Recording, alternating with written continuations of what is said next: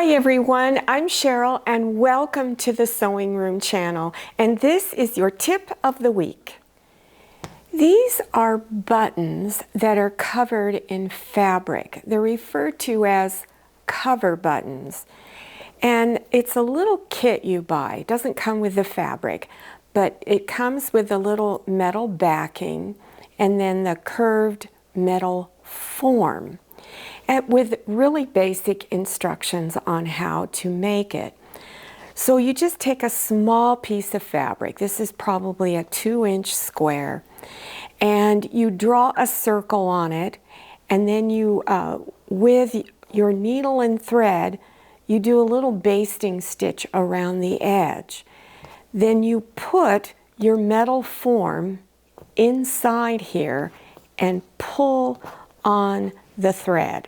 Then you have a little backing that's already inside here that you put on top and push down. And it comes with these little tools here, so you can see it's all real easy to do. Now, Dritz makes them.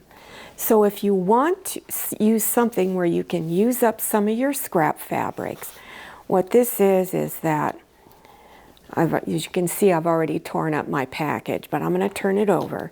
So it's like this. It has this half circle template. So you cut this out, and then you cut your fabric out, and it gets really, really basic instructions. So what's nice about these, not only can you use up some of your scrap fabric, but you can put them on clothing and really have a unique look to your garments.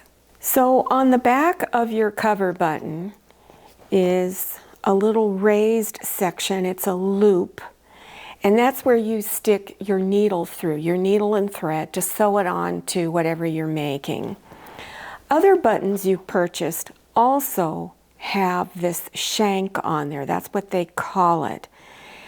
The reason why you buy buttons with a shank versus a flat button, no shank, is because this type is used when creating a shirt where you're overlapping fabric to close up a shirt or a jacket or coat. But when you're putting the flat button on, you don't need to worry about leaving a lot of space in between the fabric and the button.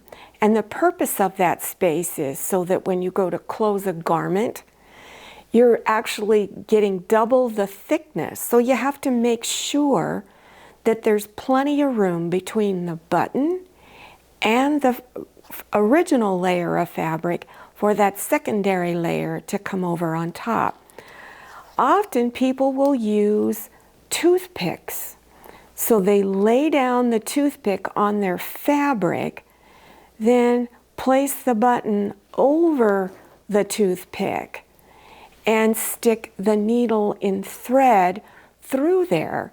And that toothpick assures that you're going to have that little extra space that you need when you're making a shirt, coat, jacket, any type of garment.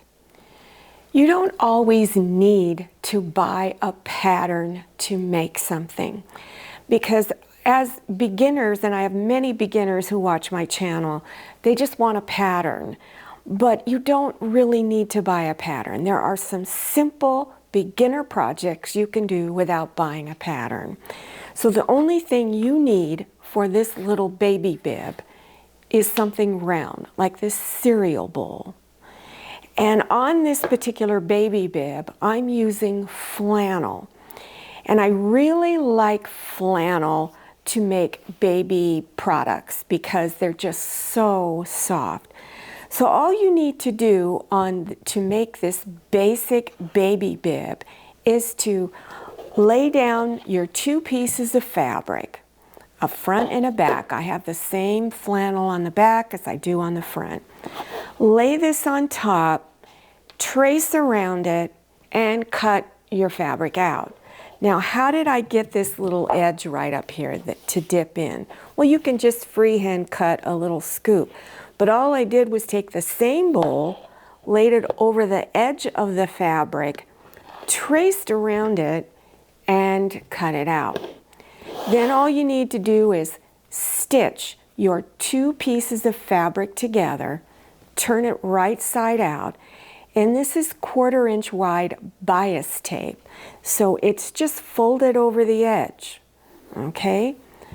And then you just stitch it down. So what I do is I start at one end of the bias tape, stitch the 2 edges together because it's opened by a bias tape, so you need to stitch it together. Stitch all the way around to the other end. And then all I did was just tie some basic knots at each end. And this is a great beginner sewing project using really easily accessible flannel. My Walmart store does sell some flannel fabric.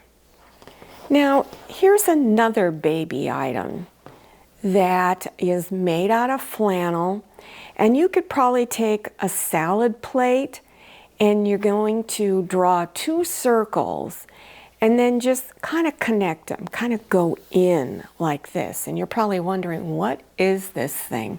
Well, once I put it on, you'll know exactly what it is. It's a burp cloth. So again, it starts out with 2 circles. Just go to your kitchen, get out a salad plate, draw 2 circles onto paper, draw some little connecting lines that kind of curve in, cut out 2 pieces, it's the same fabric on the back, stitch it together, leave a hole so you can turn it front side out, turn it front side out, stitch up the hole, and you have a burp cloth. Here's another easy flannel project. Now, you don't have to make it for a baby, you can make it for an adult too. But this is a rag quilt. And again, it's made out of flannel. I think I only used a couple of layers of flannel in this. You don't need to sit and cut out a bunch of squares and then stitch all the squares together and then clip your edges and all of that. I have a really simple method of folding the fabric and cutting it so easy and stitching it so easy. So you don't need to worry about stitching all those squares together. I have a great method for making this, and you can use it for any size. Again, I said this is flannel. It's really soft. This is more of a newborn baby size. It's, excuse me, it's maybe 40 inches square when it's done. If you try to use regular scissors to clip these edges, so what it is that there's a stitch line here. You clip up to the stitch line. When you wash this and put it in the dryer, it fluffs up. But if you try to use regular straight edge scissors, your scissors will probably be worn out by the time you finish clipping. So this is a pair of rag shears. I've got a rubber band on there because the safety latch broke. I've had these for a long time. So they are extremely sharp. Never give these to a child to use. They're great. You can use these many times over before they wear out. Here is another project made out of flannel that's very easy. I also consider it a beginner's project. You start out with a square, and you need a square, large square of fabric for the back as well as the front. And I used the same flannel on the front and back. One other thing that I have in this is in between the layers of flannel, I have polyester batting, and it's squishy. It's not flat like cotton batting. And this makes it really, really fluffy, and it's really easy to work with. I like making all of my baby blankets out of this, or baby quilts. But what's unique about this, you have this square, but in the corner of one of the squares, you have a little triangle-shaped piece of fabric that you stitch up in the corner and acts as a hood. So when you put your little infant in there, this covers their head. So it just folds over like that. You just bring up the bottom, close the sides. On this, I did use quilting stitches. And the reasoning is because you have 3 layers of fabric. You don't want things to shift when they're being washed and used. So quilting stitches are really easy to do once you know how. So if you're going to do quilting stitches, whether it's this particular project or another one, and you just want to do basic straight lines, for instance, these lines are about 4 inches apart. I just took a ruler and took chalk and drew lines across, and then I went the other way. So there's a square pattern to the stitching, and then you would stitch right on top of your chalk line. So make sure you have pins to hold your fabric together before you start stitching on it, because your fabric will shift. You also want to lengthen your stitch to at least 3.0. Maybe on some quilts you might need to even lengthen it to 3.5. Always do a test stitch before you do it all over your quilt and realize, ooh, this looks terrible. This is a children's panel quilt, and it's or panel fabric. And you can get panel fabric at Etsy.com and other sewing supply websites. I like to go to Etsy because they have a huge selection. So if you're looking for a beginner quilt project, take one of these children's panel fabric pieces and create your quilt out of that. They're so fast. I used the polyester batting in this, layered my fabrics with the polyester batting. So you bring your front fabric against your back fabric, then put the polyester batting underneath. Then stitch around the edges. Leave a hole so you can turn it front side out. You want a hole at least big enough for your hand to go through. So in other words, you leave your seam undone in one area. Clip your corners first because they're going to be bulky, and then turn it front side out, and then wherever that opening was, stitch it closed. I did do a really simple quilt stitch pattern. This print here has what a border printed on it. It's not separate fabric. It was already printed on there. So all I did was stitch right on top of the line between each border print that was on here. So this is a really easy, quick project for you to do. You should be able, if you're a beginner, you should be able to do it in less than a day.